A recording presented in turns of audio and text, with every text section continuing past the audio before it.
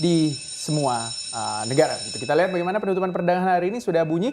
Kita tunggu untuk beberapa saat untuk level-level firm dari indeks harga saham gabungan. Ya, Gibran, kalau kita lihat dalam sepekan terakhir, net foreign sale sudah mendera IHSG hingga 1,5 triliun rupiah. Dan juga kalau kita lihat sudah terkonfirmasi sepertinya Gibran, pada hari ini perdagangan di akhir pekan IHSG tak mampu melanjutkan penguatan, bahkan koreksinya hampir 2% di 1,61%. Dan kembali lagi ke level 6.900, tepatnya di 6.936 di tengah kekhawatiran ancaman resesi dan juga inflasi yang masih menanjak.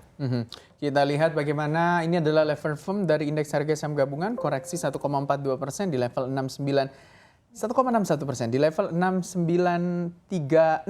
Ya, kalau kita lihat penutupan indeks harga saham gabungan hari ini, memang sejak kemarin sebenarnya walaupun sempat menguat tipis di level 7050, tapi nyatanya di akhir pekan ini IHSG kembali ke level 6900 atau di bawah level psikologis 7000. Seperti apa sih sebenarnya kita lihat posisi sektoral juga di sore hari ini?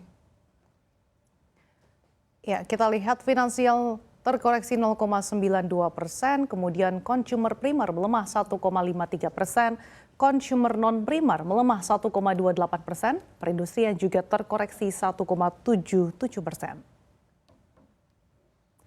Berikutnya energi melemah 1,04%, bahan baku 2,49%, infrastruktur terkoreksi 0,77%, properti dan real estate melemah 0,25%.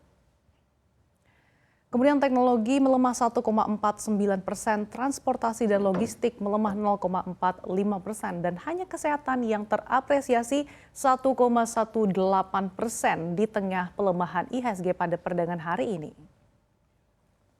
Rupiah di pasar spot kita lihat ternyata melemah terhadap dolar Amerika Serikat ke level nilai tukar 14.821 atau koreksi atau pelemahan 0,38%. Nampaknya memang nilai tukar rupiah ini sedang mengalami pergerakan pelemahan terhadap dolar Amerika Serikat.